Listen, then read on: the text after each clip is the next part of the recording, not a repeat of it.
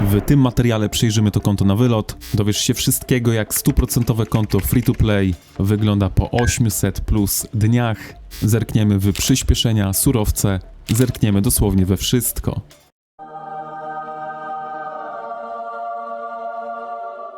Siemaneczko, z tej strony Anio, witam Cię serdecznie na kanale. Jak we wstępie przyjrzymy się wszystkiemu, wyłożę karty na stół.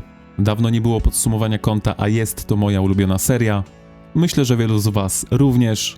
Z dnia na dzień większych zmian nie widać, natomiast od przeglądu do przeglądu ten progres jest już zauważalny.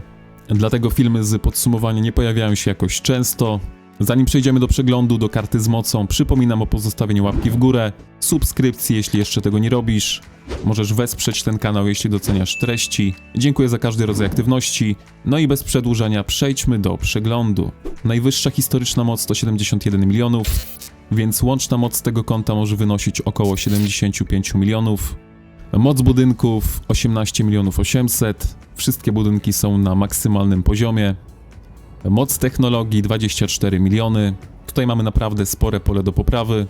Moc legionów wynosi 18 700. O ile się nie mylę, jest to moc bez tych jednostek w szpitalu. Więc jak dodamy jednostki ze szpitala, będziemy mieli ponad 24 miliony. No i moc bohaterów wynosi 6 milionów. Jeśli chodzi o ciekawsze informacje z tej karty, co my tutaj możemy zobaczyć?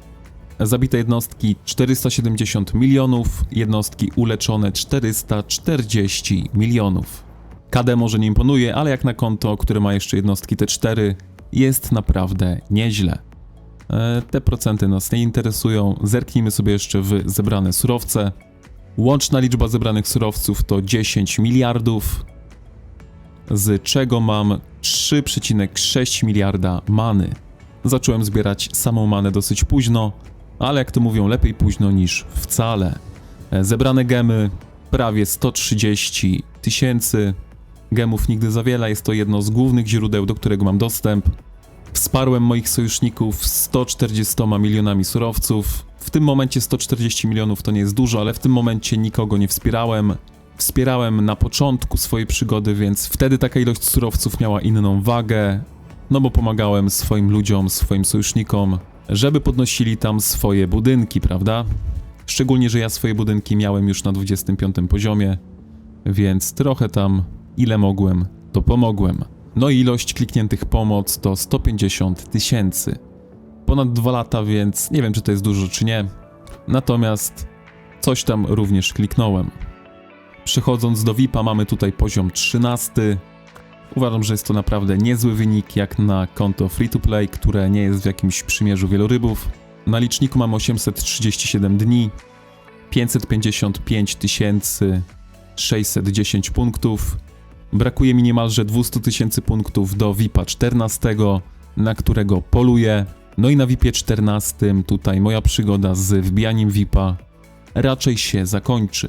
14 poziom członkostwa przemawia do mnie z dwóch powodów. Pierwszy powód to oczywiście 2 legendarne tokeny na dzień za logowanie. No i drugi bonus, który dla mnie jest bardzo istotny, to zyskam kolejne plus 5% do prędkości szkolenia. Także to jest mój cel, jeśli chodzi o VIP. Aktualnie mam 130 000 gemów, więc jeśli użyję gemów, to będzie mi brakowało jeszcze 70 000 gemów. Więc naprawdę jest już blisko, tylko muszę przestać wydawać te gemy na głupoty. Przejdźmy do badań, bo myślę, że to jest jeden z ciekawszych segmentów. Tak się prezentują moje badania. Wszystkie badania gospodarcze mam już zrobione.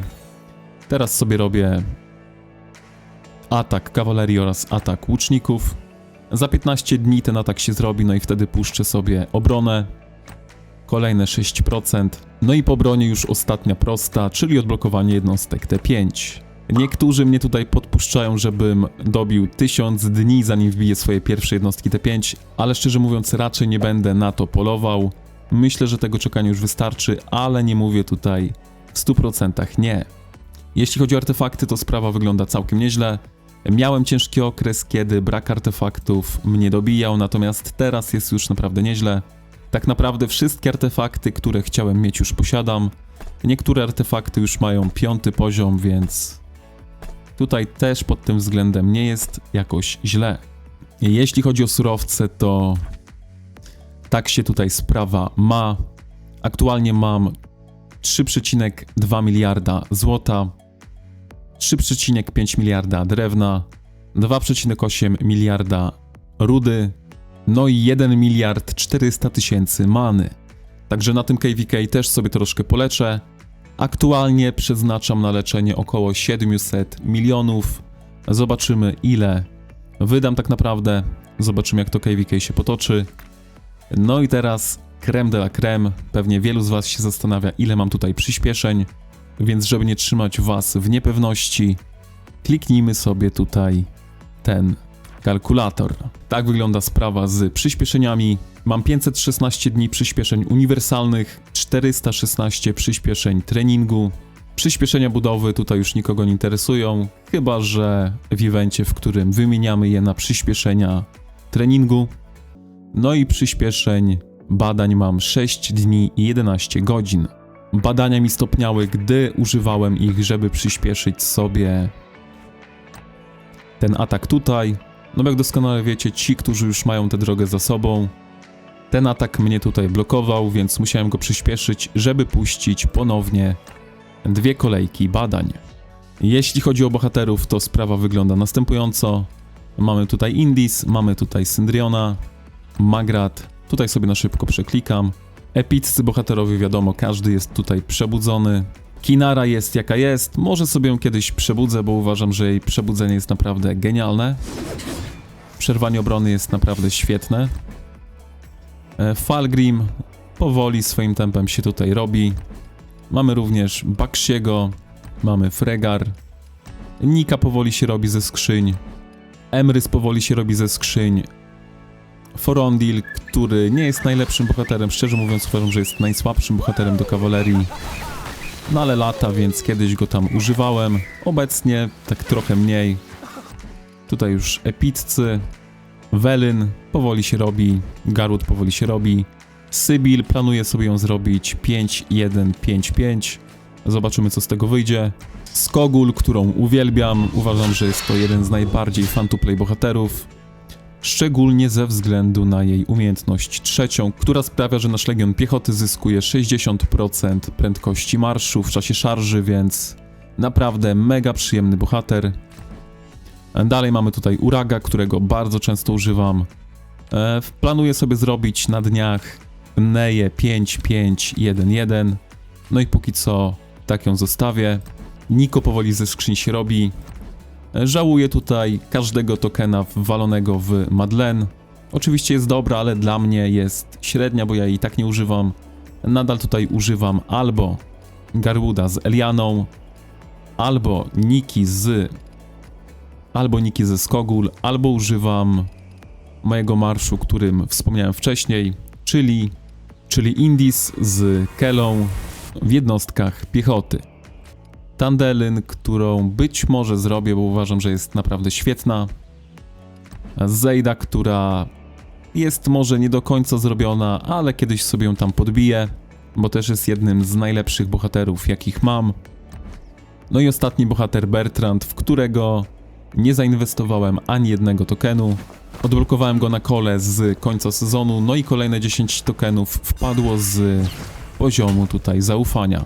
Jeśli chodzi o resztę bohaterów na przyszłość, to planuję sobie zrobić właśnie kawalerzystów, Teodora, Elesłaja oraz Tobina, więc tej trójki mi brakuje. No i te legiony będą na początek sobie biegały albo 5-1-1-1, albo 5-5-1-1, zależy od bohatera. No i takimi bohaterami sobie pobiegam. Czekam jeszcze na piechotę G4. Zobaczymy, czy będą lepsi niż Goresz i Skogul. No i tak się wygląda sprawa z moimi bohaterami. Jeśli chodzi o wzmocnienia, to mam tutaj 11 tarcz 8-godzinnych i 2 dniowe, więc w razie czego tarcze również posiadam. W kolejnej karcie mamy tutaj jakieś skrzynie. Szczerze mówiąc, nawet nie wiem, co w tych skrzyniach jest. Na razie nie muszę ich otwierać, więc niech sobie tutaj siedzą. 197 kluczy do kuźni, więc 1/10 drogi do ideałów już jest za nami. Może zacznę się tym interesować po VIP-ie, żeby tutaj te gemy wsadzać w artefakty, ale moim priorytetem na razie jest VIP 14. Mamy tutaj jeszcze oczywiście traktaty i strzały, które w tym momencie się marnują. Mam 2 zmiany frakcji. Te przedmioty są naprawdę kosztowne, bo jeden taki przedmiot kosztuje 10 000 gemów, więc używam ich tutaj z głową. Reszta ciekawych tutaj rzeczy to 116 teleportów, 50 zezwoleń na migrację. No i to byłoby chyba wszystko, co mamy tutaj ciekawego. A, jest jeszcze jedna ciekawa rzecz. Mamy tutaj 104 tikety do kręcenia koła z tymi 4 bohaterami. Więc jak będę potrzebował jakiegoś bohatera, to sobie go odblokuję. No i tutaj mam jedynie 168 mikstur regeneracji. A skoro jesteśmy przy miksturach regeneracji, to przejdźmy sobie do pupili. Pupil do Falgrima, pupil do kawalerii, który jest, bo jest. Jego jeszcze nie robiłem. Cienistej mantykory również jeszcze nie robiłem. Ten pupil jakoś się tutaj przypałętał i sobie siedzi. Ten pupil również sobie tutaj siedzi, ale jest to pupil pierwszy, którego odebrałem przy wyborze pupila, więc ma wartość sentymentalną. Ten pupil jest pierwszym pupilem, który był legendarny, jakiego złapałem. Wtedy pupile jeszcze nie miały talentów, ale ten pupil naprawdę działa całkiem przyjemnie w Legionie Kawalerii, więc go używam z uragiem. Mamy tutaj jedynego póki co pupila z 3-gwiazdkowym talentem. Ptak nocy, który zobaczymy jak się sprawdzi teraz z dodatkowym zasięgiem dla łuczników. Myślę, że para Syndrion, Fregar, no i ten ptak nocy będą mogli tutaj zabłysnąć. Przynajmniej mam takie przeczucie, jak będzie, zobaczymy. Złoty ptak jest, bo jest. Seraficzne baśniowe smoczydło jest, bo jest. Szczerze tego pupila nie robię, ale ten pupil sam się robi swoim tempem, więc na razie tak wygląda. Oczywiście ten build nie jest do końca, ale tak jak mówię, ja się nie skupiam na legionach magicznych. Mam tutaj pupila do jednostek latających, który też tutaj nie robi wrażenia. Jednym z moich lepszych pupili jest jeszcze ten piaskowy jaszczur, który biega z Magrat. Tego pupila planuję zrobić na 3 gwiazdki na pewno, ale na razie priorytetem jest tutaj ciernista mantykora. Drugi piaskowy jaszczur, którego używam, ma również 2-gwiazdkowy talent. Jest to bardziej taki uniwersalny pupil, który możemy użyć i w magach, i w strzelcach. Natomiast ten pierwszy sprawdzi się głównie w legionach fizycznych. No i jest jeszcze pupil do piechoty, który uważam, że jest naprawdę niezły. Tego pupila na razie nie planuję robić na 3 gwiazdki jego talentu. Na razie jest trzeci w kolejce, jeśli chodzi o 3-gwiazdkowy talent z tych pupili, które mam. A czy będzie miał w ogóle 3-gwiazdkowy talent, to jeszcze zobaczymy. W każdym razie, ale być może coś mi się odwiedzi, bo naprawdę używam piechoty dosyć często. Tym sposobem przerobiliśmy sobie całe konto od stóp do głów. Na ekranie macie dowód, że to konto nie jest całkowicie bezużyteczne, że można sobie pograć. A przypominam, że na ostatnim KVK przeciwnik był naprawdę z górnej półki, więc te cyferki tutaj powinny mówić same za siebie. Tym jakże miłym akcentem będę się z wami żegnał. Wiecie co robić, trzymajcie się. Elo.